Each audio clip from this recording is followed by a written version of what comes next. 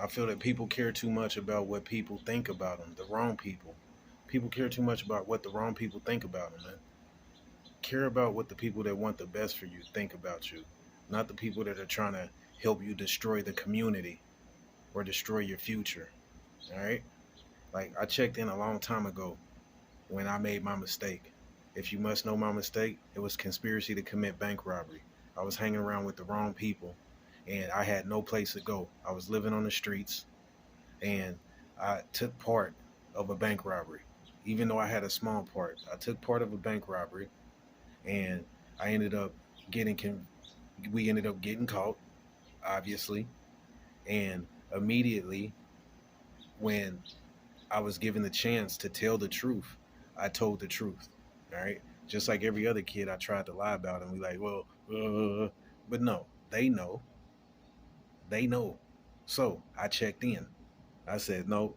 They said, "Do you want to give that excuse?" I was like, "Hell no, I don't want to give that excuse. I don't. I want to give an explanation.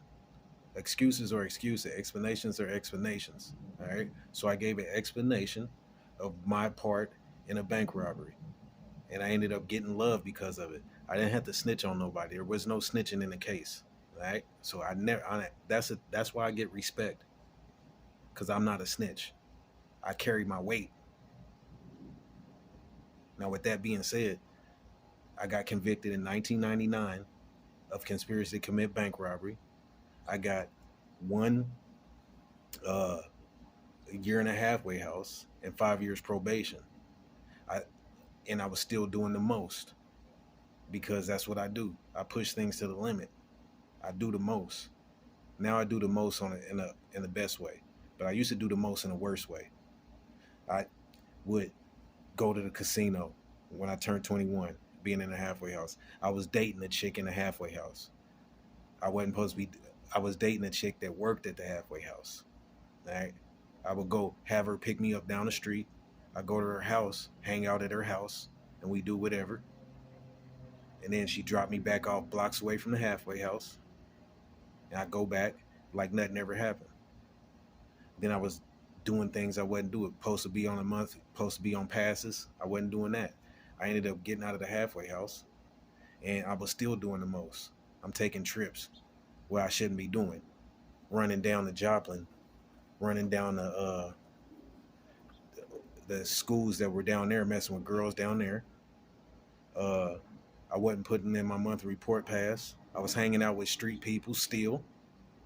So I ended up getting a small trace of cocaine in my system. And then they ran in my mom's house and snatched me up out of there in my underwear. My hair was all, I just got made it to braids.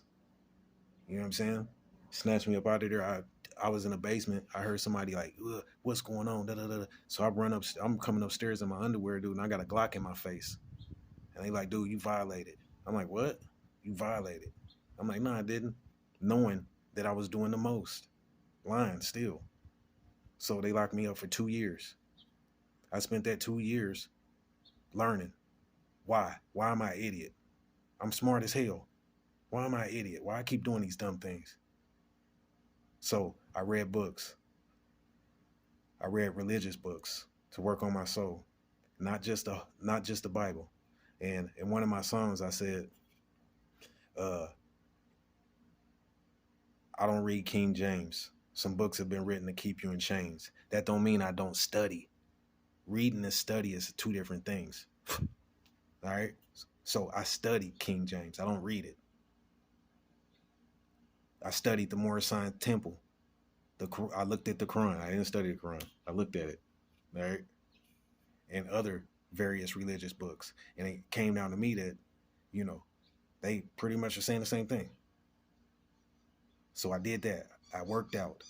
I played every sport that was available: soccer, basketball, football, softball, frisbee golf, anything to work on myself.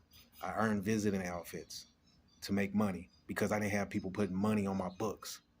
So I earned people's visiting outfits because I couldn't cut, "Mama, send me some money." Not to say she didn't bring me no money from time to time. She did do that.